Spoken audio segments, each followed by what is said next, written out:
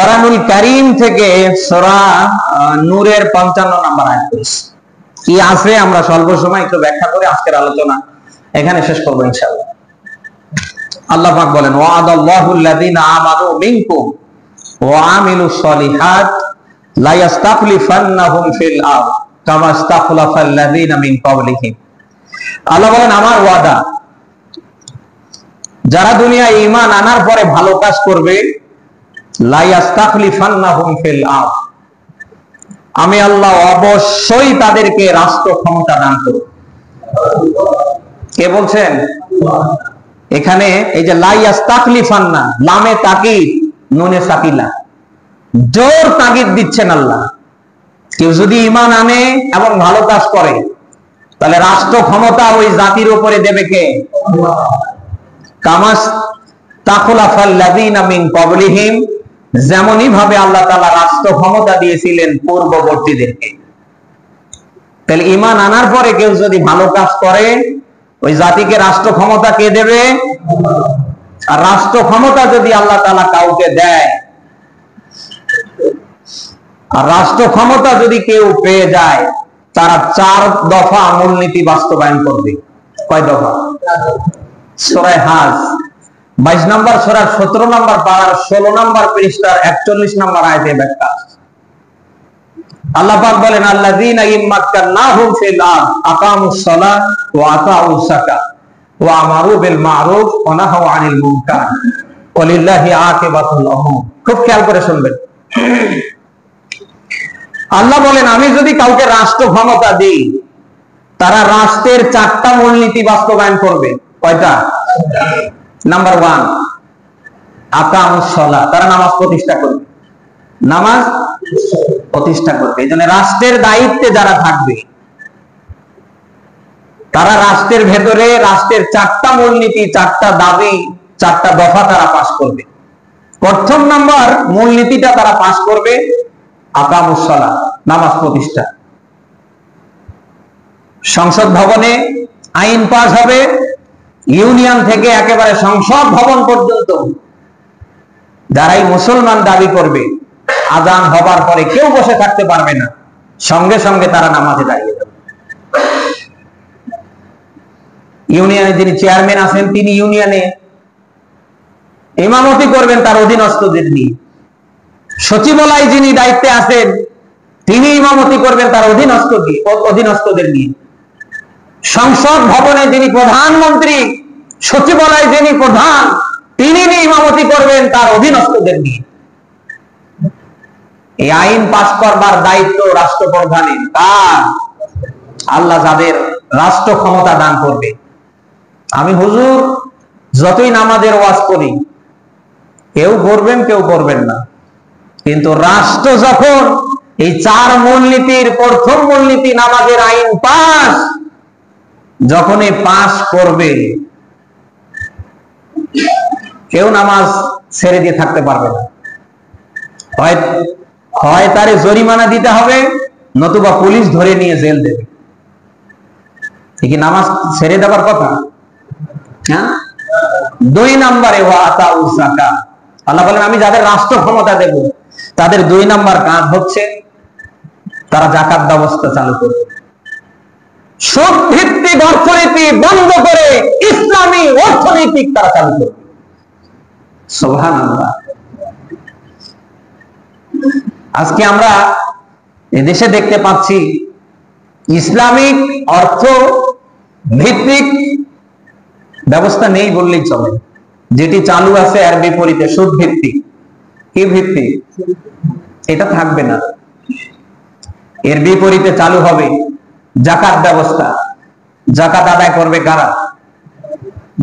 জামাত ইসলামের লোকেরা, হেফাজতে ইসলামের লোকেরা, চরমনাইর লোকেরা, বাংলাদেশের এই 6-7 লাখ যে মাদ্রাসা আছে, মাদ্রাসার হুজুররা, ছাত্ররা, কারা? রাষ্ট্র। আপনি যাকাত দেবেন, এটা আপনার পৌরতে জমা হবে, পৌর ট্রান্সফার করে উপজেলায় দেবে, উপজেলা ট্রান্সফার করে জেলায় দেবে, জেলা ট্রান্সফার করে বিভাগে দেবে, বিভাগ ট্রান্সফার করে কোথায় দেবে? মন্ত্রণালয় পর্যন্ত গিয়ে বসবে। আর ওখান থেকে নির্দেশনা দেবে ওয়ার্ড পর্যায় থেকে সর্বোচ্চ জায়গা পর্যন্ত কারা অসহায়, কারা গরিব। আজকে জাকাতের টাকা কালেকশন যাদের করার কথা তারা করছে না, জাকাতের টাকা কালেকশন করছে মাদ্রাসার ছাত্ররা। এই দৃশ্য সামনে দেখতে হবে না ইনশাআল্লাহ। এবং জাকাতের টাকা কারা পাবে ওখান থেকে স্পষ্ট করে বার্তা আসবে। সূরা তাওবার 7 নম্বর আয়াতে ব্যাখ্যা দেখবেন, জাকাতের টাকা কারা পাবে, কারা খেতে পারবে। ইন্নামাস সাদাকাতু লিল ফুকারা, নিশ্চয় নিশ্চয় জাকাতের টাকা, সাদগার টাকা খাবার জন্য 8টি খাত দিয়েছেন কে জানো?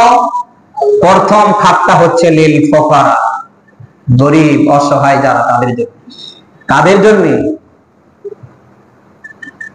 রাষ্ট্র চেক করবে, এখানে মেয়র বলেন, এরপরে ইউনিয়নের চেয়ারম্যান বলেন, ওয়ার্ড পর্যায়ের মেম্বার বলেন, কমিশনার বলেন, তারা লিস্ট করবে কারা গরিব, কারা অসহায়। আজকে আমরা ভিক্ষুক মুক্ত সমাজ রাষ্ট্র গঠন করবার ঘোষণা দিলেও ভিক্ষা কি আমাদের দেশে বন্ধ হয়েছে?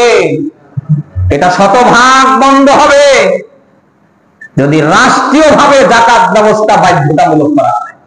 যাদের সম্পদ আছে তাদেরকে যাকাত দিতেই হবে। 3 নম্বরে আল্লাহ বলেন, আমি যদি কাউকে রাষ্ট্র ক্ষমতা দিই, ওয়া আমারু বিল মারুফ, তারা সৎ কাজে আদেশ দেবে।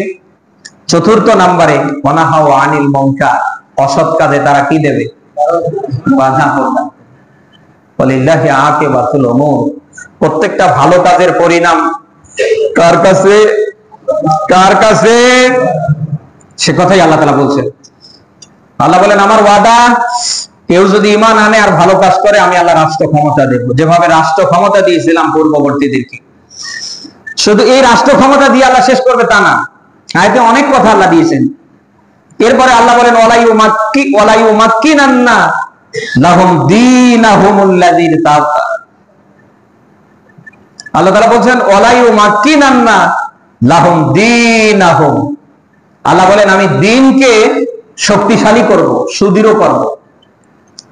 আল্লাযী ইরতাদা লাহুম, তিনি তোমাদের জন্য যেটা পছন্দ করেছেন।